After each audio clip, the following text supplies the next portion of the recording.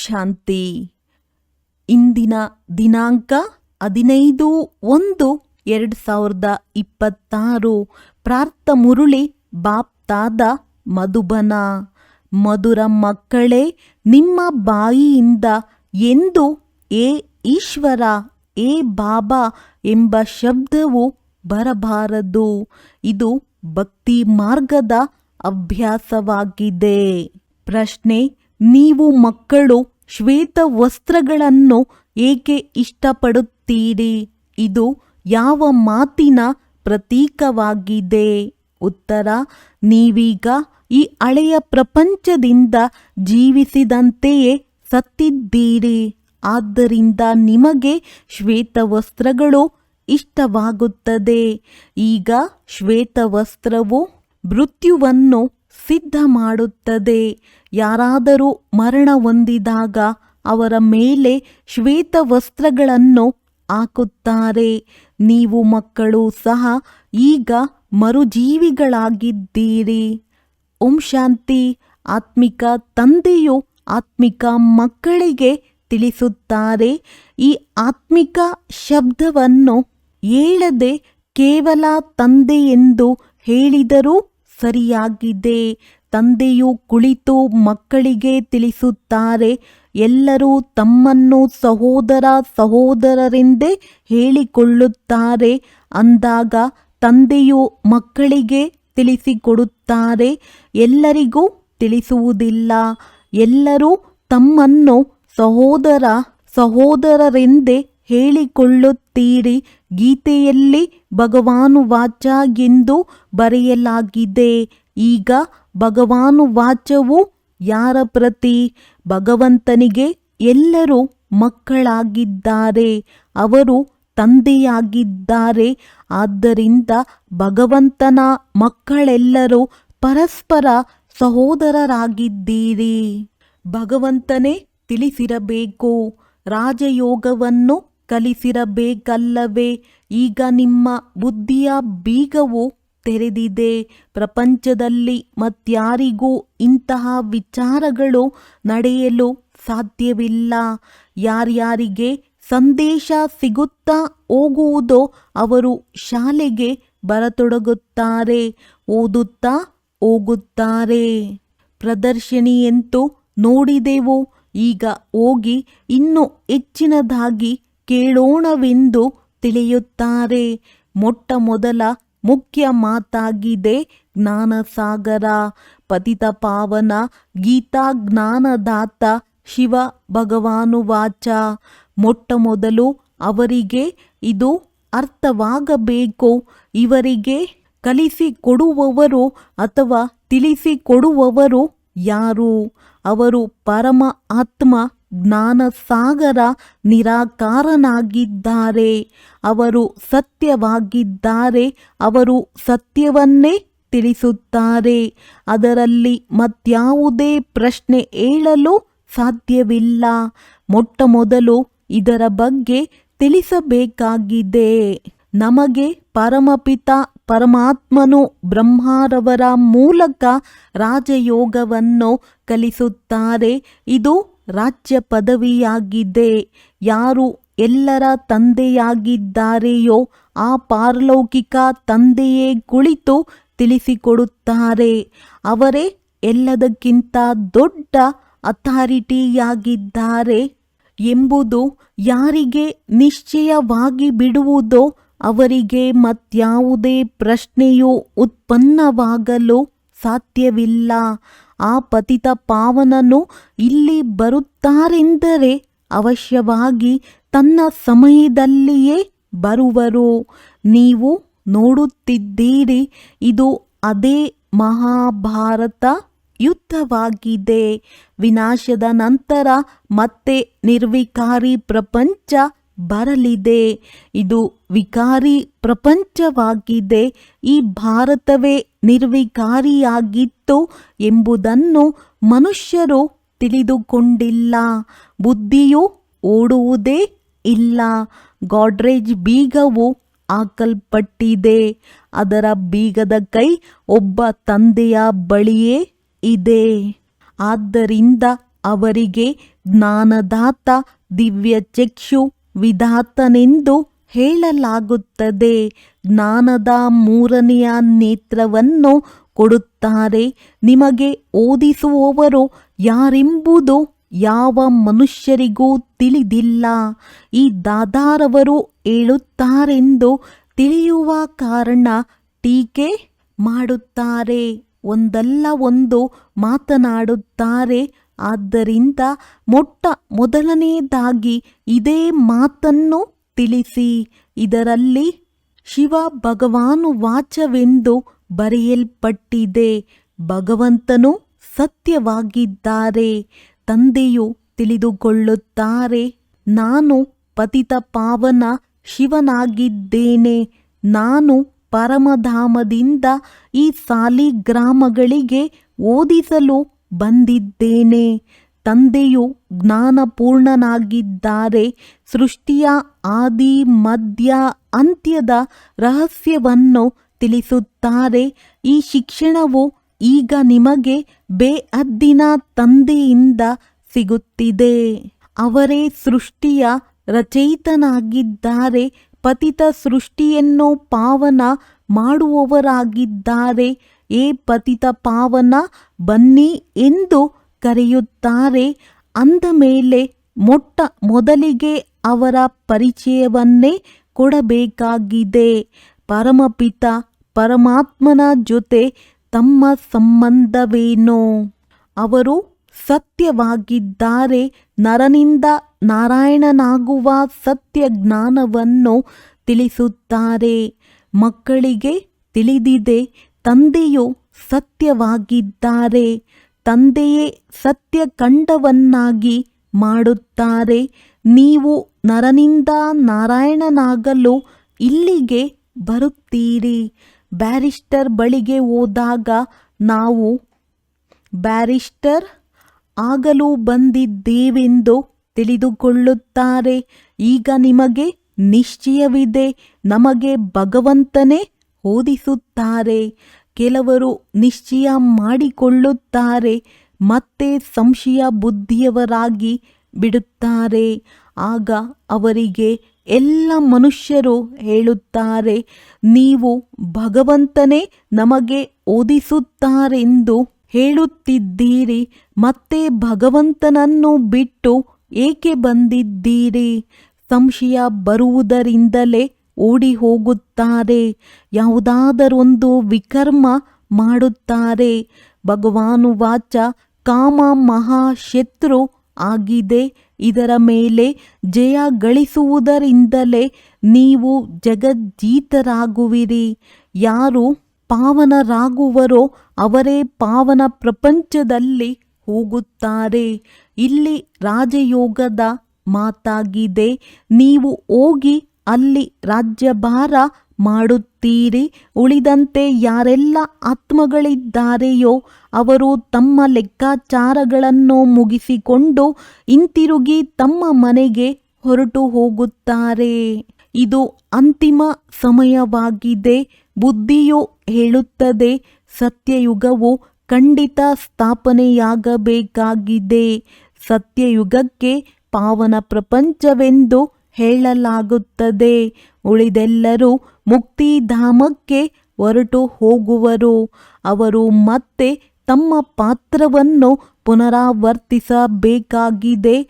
ಪಾವನರಾಗಿ ಪಾವನ ಪ್ರಪಂಚದ ಮಾಲೀಕರಾಗಲು ನೀವು ಸಹ ತಮ್ಮ ಪುರುಷಾರ್ಥ ಮಾಡುತ್ತಿರುತ್ತೀರಿ. ಅಲ್ಲಿ ಎಲ್ಲರೂ ತಮ್ಮನ್ನು ಮಾಲೀಕರೆಂದು ತಿಳಿಯುತ್ತಾರಲ್ಲವೇ? ಪ್ರಜೆಗಳು ಮಾಲೀಕರಾಗಿರುತ್ತಾರೆ. ಈಗಿನ ಪ್ರಜೆಗಳು ಸಹ ನಮ್ಮ ಭಾರತವೆಂದು ಹೇಳುತ್ತಾರಲ್ಲವೇ? ದೊಡ್ಡ ದೊಡ್ಡ ಮನುಷ್ಯರು, ಸನ್ಯಾಸಿ ಮೊದಲಾದವರು ಸಹ ನಮ್ಮ ಭಾರತವೆಂದು ಹೇಳುತ್ತಾರೆ. ಈ ಸಮಯ ಭಾರತದಲ್ಲಿ ಎಲ್ಲರೂ ನರಕವಾಸಿಗಳಾಗಿದ್ದಾರೆ. ನಾವೀಗ ಸ್ವರ್ಗವಾಸಿಯಾಗಲು ಈ ರಾಜಯೋಗವನ್ನು ಕಲಿಯುತ್ತಿದ್ದೇವೆಂದು ನೀವು ತಿಳಿಯುತ್ತೀರಿ. ಎಲ್ಲರೂ ಸ್ವರ್ಗವಾಸಿಗಳಾಗುವುದಿಲ್ಲ. ಈ ಜ್ಞಾನವು ಈಗ ಬಂದಿದೆ. ಅವರೆಲ್ಲರೂ ಶಾಸ್ತ್ರ ಇತ್ಯಾದಿ ಏನೆಲ್ಲವನ್ನೋ ತಿಳಿಸುತ್ತಾರೆಯೋ ಅವರು ಶಾಸ್ತ್ರಗಳ ಅಥಾರಿಟಿಯಾಗಿದ್ದಾರೆ. ತಂದೆಯು ತಿಳಿಸುತ್ತಾರೆ, ಈ ಭಕ್ತಿ ಮಾರ್ಗದ ವೇದ ಶಾಸ್ತ್ರ ಇತ್ಯಾದಿಗಳೆಲ್ಲವನ್ನು ಓದುವುದರಿಂದ ಏಣಿಯನ್ನು ಕೆಳಗಿಳಿಯುತ್ತಲೇ ಹೋಗುತ್ತೀರಿ. ಇದೆಲ್ಲವೂ ಭಕ್ತಿ ಮಾರ್ಗವಾಗಿದೆ. ತಂದೆಯು ತಿಳಿಸುತ್ತಾರೆ, ಯಾವಾಗ ಭಕ್ತಿ ಮಾರ್ಗವು ಪೂರ್ಣವಾಗುವುದೋ ಆಗಲೇ ನಾನು ಬರುತ್ತೇನೆ.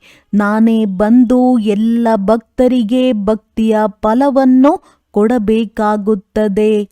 ಭಕ್ತರು ಅನೇಕರಿದ್ದಾರೆ. ಏ ಗಾಡ್ ಫಾದರ್ ಎಂದು ಎಲ್ಲರೂ ಕರೆಯುತ್ತಾರಲ್ಲವೇ? ಭಕ್ತರ ಬಾಯಿಯಿಂದ ಓ ಗಾಡ್ ಫಾದರ್, ಏ ಭಗವಂತ ಎಂದು ಅವಶ್ಯವಾಗಿ ಬರುತ್ತದೆ.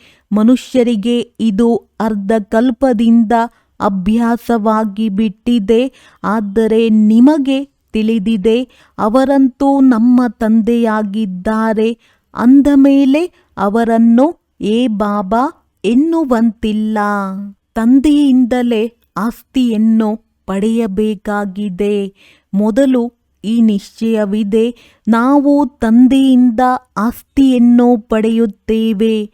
ತಂದೆಯು ಮಕ್ಕಳಿಗೆ ಆಸ್ತಿಯನ್ನು ತೆಗೆದುಕೊಳ್ಳಲು ಅಧಿಕಾರಿಗಳನ್ನಾಗಿ ಮಾಡುತ್ತಾರೆ. ಇವರು ಸತ್ಯ ತಂದೆಯಲ್ಲವೇ?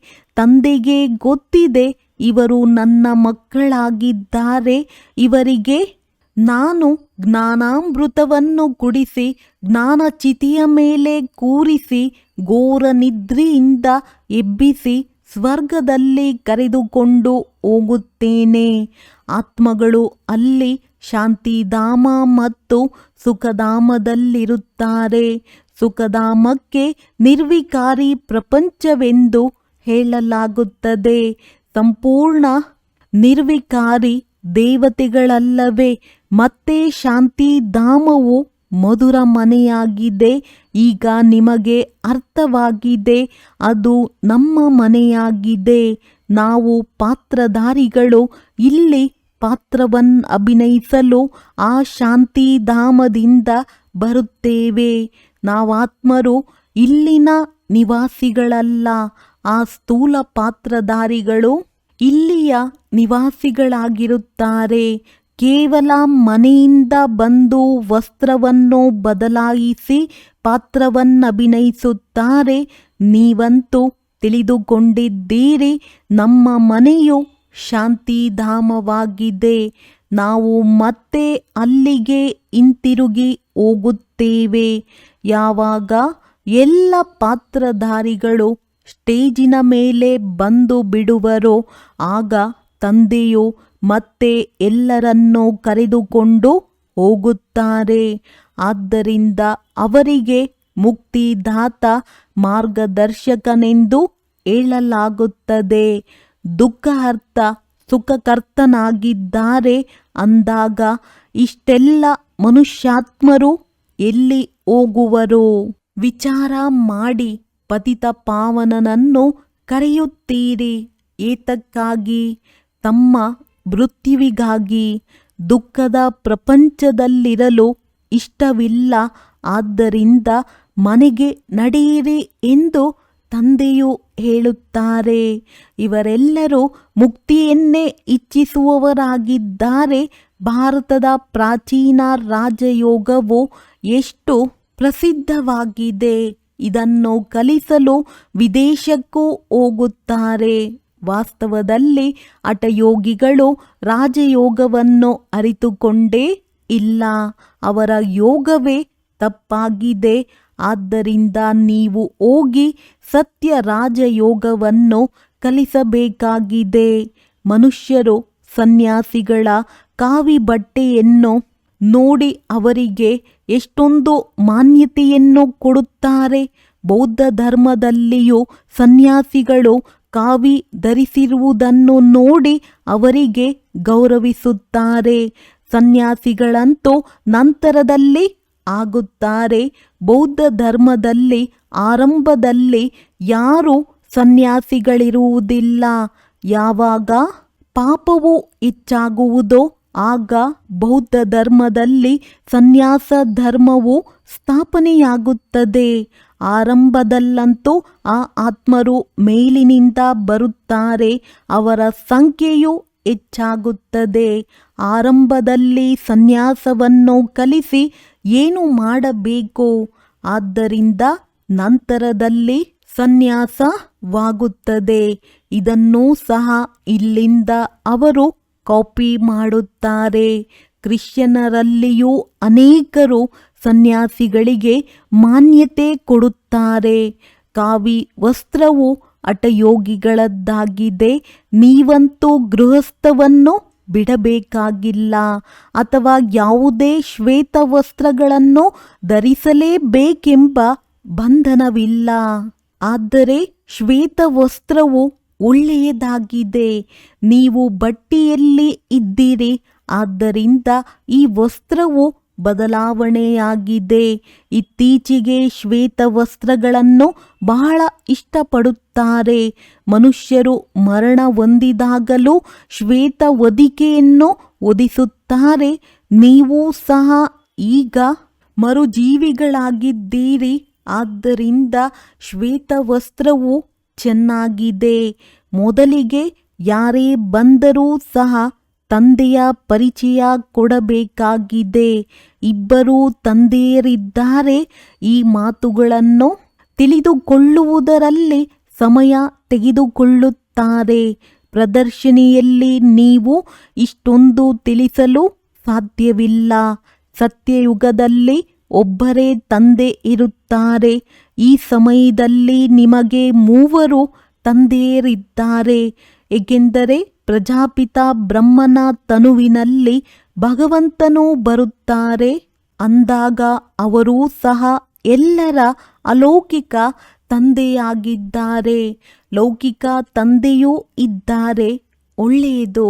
ಈಗ ಮೂವರು ತಂದೆಯರಲ್ಲಿ ಅತಿ ಶ್ರೇಷ್ಠ ಆಸ್ತಿಯು ಯಾರದ್ದಾಗಿದೆ? ನಿರಾಕಾರ ತಂದೆಯು ಆಸ್ತಿಯನ್ನು ಹೇಗೆ ಕೊಡುವುದು? ಇದಕ್ಕೆ ಅವರು ಬ್ರಹ್ಮನ ಮೂಲಕ ಎಂದು ಹೇಳುತ್ತಾರೆ.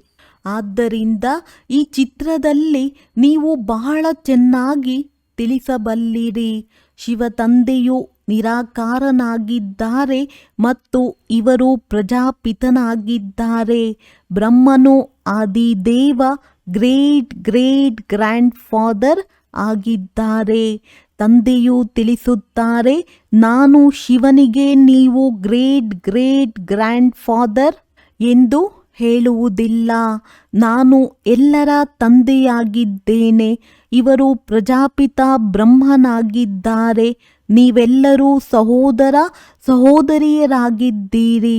ಬಲೆ ಸ್ತ್ರೀ ಪುರುಷರಿದ್ದಾರೆ, ಆದರೆ ಬುದ್ಧಿಯಿಂದ ತಿಳಿದಿದೆ ನಾವು ಸಹೋದರ ಸಹೋದರಿಯರಾಗಿದ್ದೇವೆ.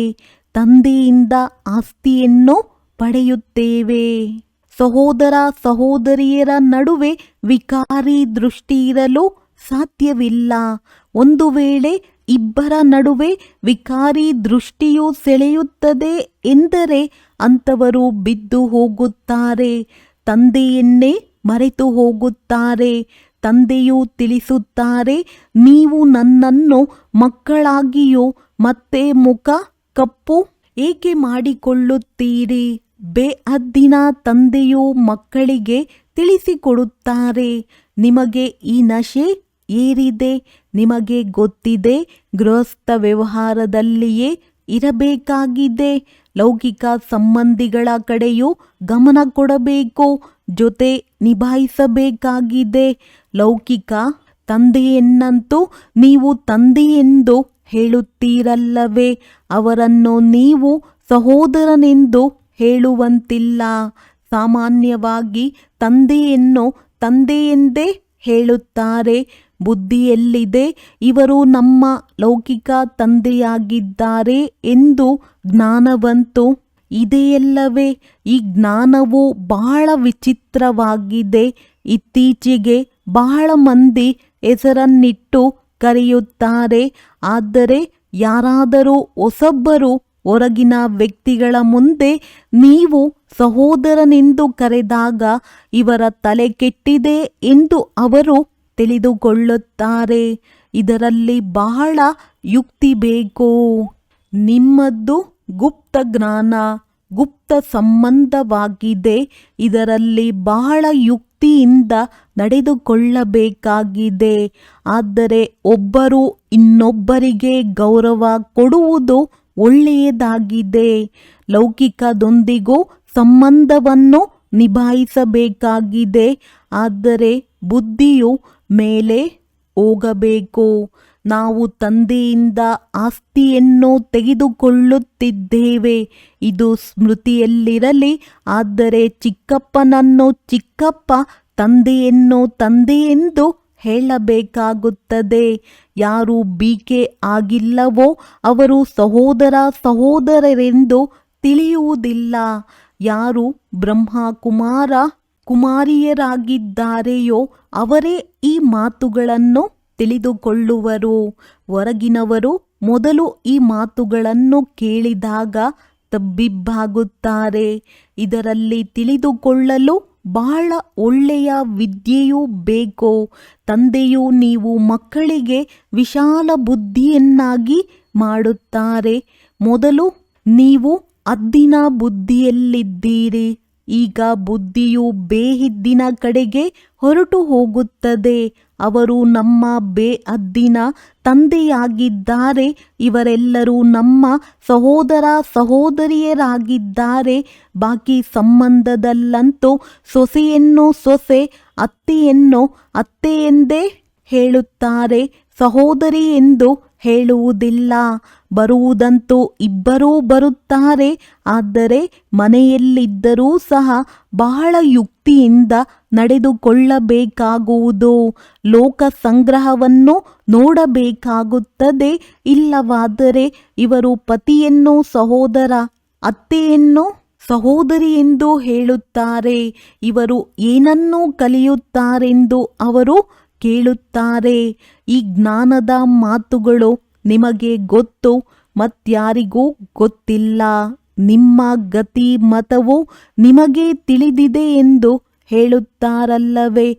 ನೀವೀಗ ಅವರ ಮಕ್ಕಳಾಗಿದ್ದೀರಿ ಅಂದ ಮೇಲೆ ನಿಮ್ಮ ಗತಿಮತವೂ ಸಹ ನಿಮಗೆ ಗೊತ್ತಿದೆ. ಬಹಳ ಸಂಭಾಲನೆಯಿಂದ ನಡೆದುಕೊಳ್ಳಬೇಕಾಗುತ್ತದೆ. ಎಲ್ಲಿಯೂ ಯಾರೂ ತಬ್ಬಿಬ್ಬಾಗುವಂತಾಗಬಾರದು. ಅಂದಾಗ ಪ್ರದರ್ಶನಿಯಲ್ಲಿಯೂ ಸಹ ನೀವು ಮಕ್ಕಳು ಮೊಟ್ಟ ಮೊದಲು ಇದನ್ನು ತಿಳಿಸಬೇಕಾಗಿದೆ. ನಮಗೆ ಓದಿಸುವವರು ಭಗವಂತನಾಗಿದ್ದಾರೆ. ಈಗ ಹೇಳಿ, ಅವರು ಯಾರು? ನಿರಾಕಾರ ಶಿವನೇ ಅಥವಾ ಕೃಷ್ಣನೇ? ಶಿವ ಜಯಂತಿಯ ನಂತರ ಕೃಷ್ಣ ಜಯಂತಿಯೂ ಬರುತ್ತದೆ. ಏಕೆಂದರೆ ತಂದೆಯು ರಾಜಯೋಗವನ್ನು ಕಲಿಸುತ್ತಾರೆ. ಮಕ್ಕಳ ಬುದ್ಧಿಯಲ್ಲಿ ಬಂದಿತಲ್ಲವೇ, ಎಲ್ಲಿಯವರೆಗೆ ಶಿವ ಪರಮಾತ್ಮನು ಬರುವುದಿಲ್ಲವೋ ಅಲ್ಲಿಯವರೆಗೆ ಶಿವ ಜಯಂತಿಯನ್ನಾಚರಿಸಲು ಸಾಧ್ಯವಿಲ್ಲ. ಎಲ್ಲಿಯವರೆಗೆ ಶಿವನು ಬಂದು ಕೃಷ್ಣ ಪುರಿಯನ್ನು ಸ್ಥಾಪನೆ ಮಾಡುವುದಿಲ್ಲವೋ ಅಲ್ಲಿಯವರೆಗೆ ಕೃಷ್ಣ ಜಯಂತಿಯನ್ನು ಹೇಗೆ ಆಚರಿಸುವಿರಿ? ಕೃಷ್ಣನ ಜನ್ಮವನ್ನಂತೂ ಆಚರಿಸುತ್ತಾರೆ. ಆದರೆ ತಿಳಿದುಕೊಂಡಿದ್ದಾರೆಯೇ? ಕೃಷ್ಣನು ರಾಜಕುಮಾರನಾಗಿದ್ದನು ಅಂದ ಮೇಲೆ ಅವಶ್ಯವಾಗಿ ಸತ್ಯಯುಗದಲ್ಲಿಯೇ ರಾಜಕುಮಾರನಿರುವರು. ದೇವಿ ದೇವತೆಗಳ ರಾಜಧಾನಿ ಇರುವುದು. ಕೇವಲ ಒಬ್ಬ ಕೃಷ್ಣನಿಗಂತೂ ರಾಜ್ಯವು ಸಿಕ್ಕಿರುವುದಿಲ್ಲ. ಅವಶ್ಯವಾಗಿ ಕೃಷ್ಣಪುರಿಯು ಇರಬೇಕಲ್ಲವೇ? ಕೃಷ್ಣಪುರಿ ಎಂದು ಹೇಳುತ್ತಾರೆ ಮತ್ತು ಇದು ಕಂಸಪುರಿಯಾಗಿದೆ. ಕಂಸಪುರಿಯು ಸಮಾಪ್ತಿಯಾಗಿ ನಂತರ ಕೃಷ್ಣಪುರಿಯು ಸ್ಥಾಪನೆಯಾಯಿತಲ್ಲವೇ? ಆಗುವುದು ಭಾರತದಲ್ಲಿಯೇ. ಹೊಸ ಪ್ರಪಂಚದಲ್ಲಿ ಈ ಕಂಸ ಮೊದಲಾದವರಿರಲು ಸಾಧ್ಯವಿಲ್ಲ. ಕಲಿಯುಗಕ್ಕೆ ಕಂಸಪುರಿ ಎಂದು ಹೇಳಲಾಗುತ್ತದೆ. ಇಲ್ಲಿ ನೋಡಿ, ಎಷ್ಟೊಂದು ಮನುಷ್ಯರಿದ್ದಾರೆ. ಸತ್ಯಯುಗದಲ್ಲಿ ಕೆಲವರೇ ಇರುತ್ತಾರೆ. ದೇವತೆಗಳು ಯಾವುದೇ ಯುದ್ಧ ಮಾಡಲಿಲ್ಲ. ಕೃಷ್ಣಪುರಿ ಎಂದಾದರೂ ಹೇಳಿ ಅಥವಾ ವಿಷ್ಣುಪುರಿ ಎಂದಾದರೂ ಹೇಳಿ, ದೈವಿ ಸಂಪ್ರದಾಯವೆಂದಾದರೂ ಹೇಳಿ, ಎಲ್ಲವೂ ಒಂದೇ ಆಗಿದೆ. ಇಲ್ಲಿ ಆಸುರಿ ಸಂಪ್ರದಾಯವಿದೆ. ಬಾಕಿ ದೇವತೆಗಳು ಅಸುರರ ನಡುವೆ, ಕೌರವರು ಪಾಂಡವರ ನಡುವೆ ಯಾವುದೇ ಯುದ್ಧವಾಗಲಿಲ್ಲ. ನೀವು ರಾವಣನ ಮೇಲೆ ಜಯಗಳಿಸುತ್ತೀರಿ. ತಂದೆಯು ತಿಳಿಸುತ್ತಾರೆ, ಈ ವಿಕಾರಗಳ ಮೇಲೆ ಜಯಗಳಿಸಿ, ಆಗ ನೀವು ಜಗಜ್ಜೀತರಾಗಿ ಬಿಡುವಿರಿ. ಇದರಲ್ಲಿ ಯಾವುದೇ ಯುದ್ಧ ಮಾಡಬೇಕಾಗಿಲ್ಲ. ಯುದ್ಧದ ಹೆಸರನ್ನು ತೆಗೆದುಕೊಂಡಾಗ ಅದು ಹಿಂಸೆಯಾಗಿ ಬಿಡುವುದು. ರಾವಣನ ಮೇಲೆ ಜಯಗಳಿಸಬೇಕಾಗಿದೆ. ಆದರೆ ಅಹಿಂಸೆಯಿಂದ, ಕೇವಲ ತಂದೆಯನ್ನು ನೆನಪು ಮಾಡುವುದರಿಂದ ನಮ್ಮ ವಿಕರ್ಮಗಳು ವಿನಾಶವಾಗುತ್ತದೆ. ಯುದ್ಧ ಮೊದಲಾದ ಯಾವುದೇ ಮಾತಿಲ್ಲ.